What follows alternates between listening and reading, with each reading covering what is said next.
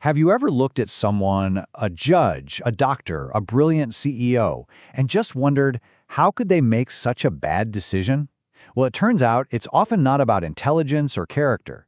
It's about a hidden glitch in our mental software, something that affects all of us. So let's dig in and figure out what's really going on. I know, it sounds like a joke, right? Justice is supposed to be this grand, impartial thing. But what if I told you a prisoner's freedom could literally depend on what time of day it is? A really shocking study pulled back the curtain on this, and honestly, what they found changes everything. Okay, so check this out. Researchers in Israel analyzed over 1,000 parole hearings, and the results were just wild. If you were a prisoner up for parole at the beginning of the day, say around 9 a.m., you had about a 65% chance of getting it. Not bad. But as the morning dragged on, look what happened. Your chances plummeted, hitting nearly zero right before the judges took a lunch break. And then, and this is the crazy part, right after lunch, boom, right back up to 65%. This wasn't a fluke, it was a pattern. This phenomenon actually has a name, the hungry judge paradox. And it's our first major clue to understanding this, well, this glitch in the human matrix. And trust me, this isn't just about judges. It's about all of us. Every single day.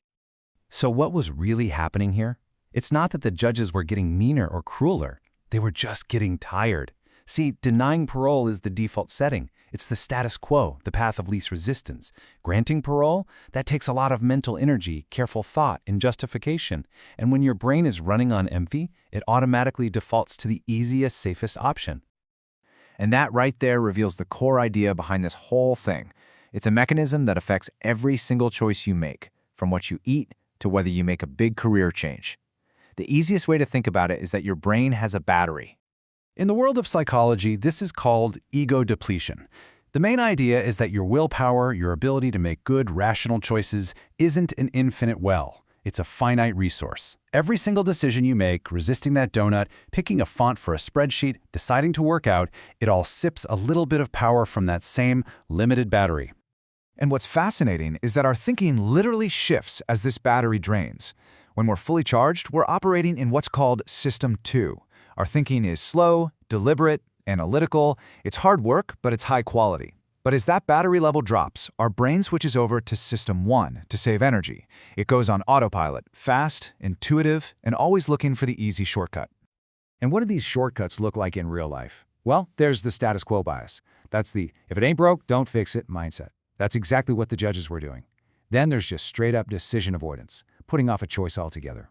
And the one we all know, impulse choices. There's a reason they put candy bars at the checkout. By the time you're done shopping, your decision battery is so drained you have zero willpower left to say no. Look, a tired shopper buying a Snickers is one thing. But what happens when this exact same mental drain affects people in really high-stakes jobs? Well, the consequences can be pretty serious. This is genuinely terrifying. Research shows that doctors are 26% more likely to prescribe unnecessary antibiotics toward the end of their shift. And why? Because it's just easier to write a prescription than it is to have a long, tough conversation with a patient explaining why they don't actually need one. So, decision fatigue is literally contributing to the global crisis of antibiotic resistance. And it hits the wallet too. Big time. A study of one bank found it was losing over $500,000 a month.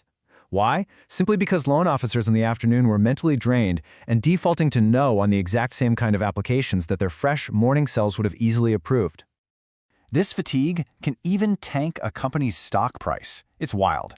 Analysts have found that when CEOs have their earnings calls late in the day, their tone of voice is often more negative and flat.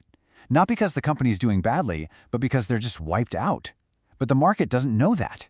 Investors hear the tired tone, assume it's bad news, and the stock can actually drop. Now, maybe you're not moving stock prices, but this hidden force is absolutely shaping your day. Get this. The average person makes around 35,000 decisions every single day. Most of them are tiny, what to click on, whether to reply to a text, but each one is a small withdrawal from your mental bank account. And in our modern world, it's gotten so much worse because of something called FOBO, the fear of a better option. Have you ever spent like 3 hours online trying to find the perfect pair of headphones? That's FOBO. The endless number of choices paralyzes us and drains our decision battery before we've even bought anything. Okay, so this all sounds a bit bleak, right? Our brains are running on a low battery in a world that's just throwing endless choices at us. But here's the good news. Some of the world's most productive and successful people have figured out how to fight back. They have protocols. This quote from Barack Obama just hits the nail on the head. He understood, probably better than most, that his mental energy was a precious, limited resource. So what did he do? He built systems to protect it by getting rid of pointless decisions. People call it the uniform strategy. You've seen it. Obama, always with the gray or blue suits. Steve Jobs in his iconic black turtleneck. Mark Zuckerberg in the gray t-shirt. This isn't some weird fashion statement. It's a cognitive defense mechanism. They automate the small, trivial stuff so they can save all their brain power for the decisions that actually move the needle. Now, if wearing a uniform every day isn't your style, don't worry. Amazon founder Jeff Bezos has another super powerful framework. He argues that in today's world, the goal isn't to be perfect with every single decision. The goal is speed. It's about making good decisions quickly, and he does this by sorting every choice into two buckets.